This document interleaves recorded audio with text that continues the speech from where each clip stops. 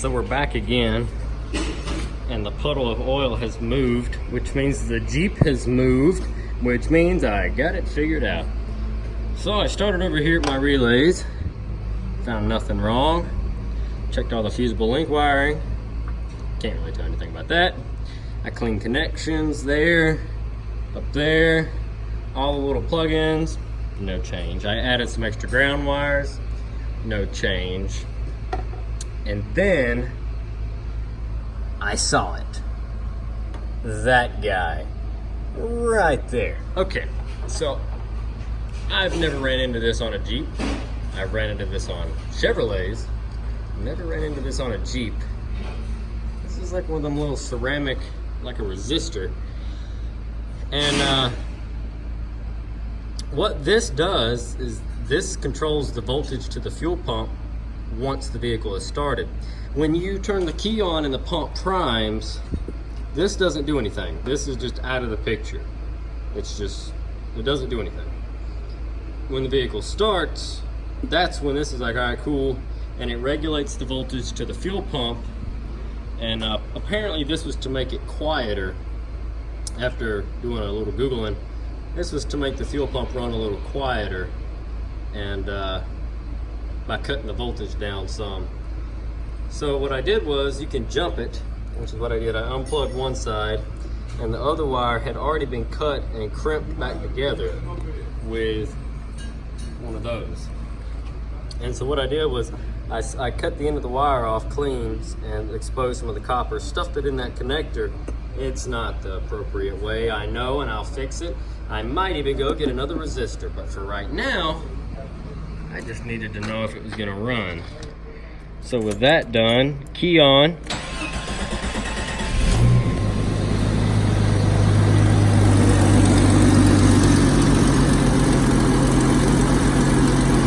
Check that bad boy out. Yeah. Oh, and she sounds good. It's got that typical little exhaust leak down there, like all the good old straight sixes have.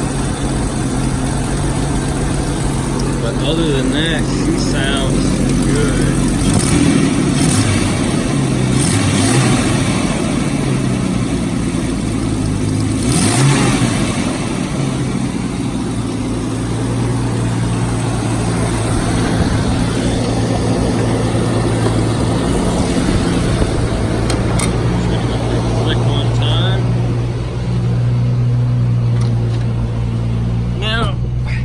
The 5-gallon gas jug that I had did not have a lot of fuel in it, but I feel like it had more than completely empty, because I did put a good bit of fuel in it, I thought. And I guess it's not completely at the bottom of the gauge, but I feel like I put more gas in it than that thing's letting off. So what I'm gonna do later is go back and get another 5-gallon jug, put 5 more gallons in it, and see if it reads then. So it's got reverse.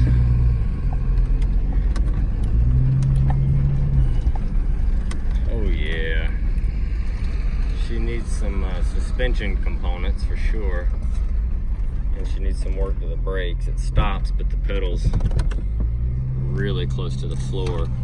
The radio works, the dinging still hasn't went away, so I'm gonna unplug the little buzzer. But it's alive, folks. That's half the battle right there.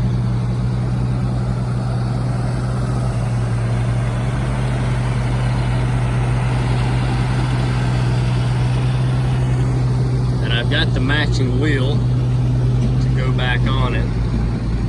And I've also got another set of those wheels, so I'm going to use one of those as the spare and do away with that one.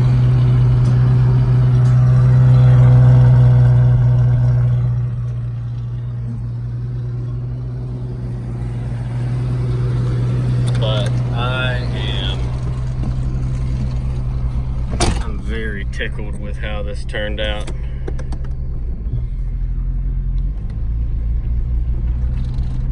Speedometer works. Shift to second gear, nice and smooth.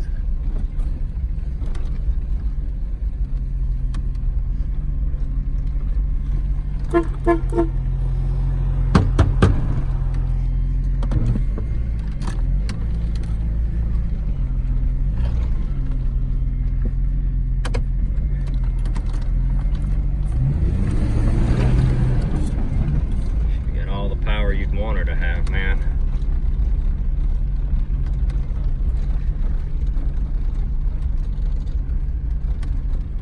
So as you know, my sister is gonna buy this one. She wanted it, so she traded her F350. F350 is kind of rough. I'll show you that in another video, but right now I just wanted you to see how the little Jeep turned out so far.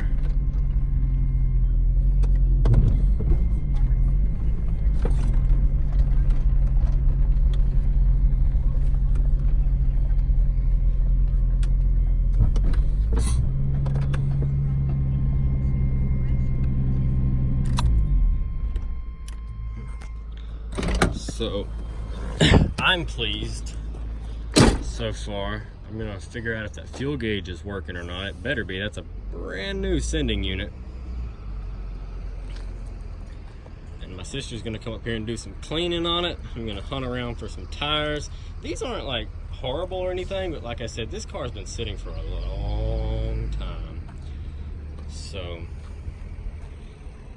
I'd feel a whole lot better with a new set of rubber on it. But yeah, she's gonna come up here and do some cleaning on it, see if we can't make it look a little prettier. I'm gonna button up some loose ends here in a little bit, but I gotta go do some other stuff. Feet, my Mustang convertible hiding in the background. We'll talk about that in another video. That wasn't scrapped, by the way. I actually went out and bought that. But anyway, there you go, folks. The Wagoneer is alive. Now on to the next thing.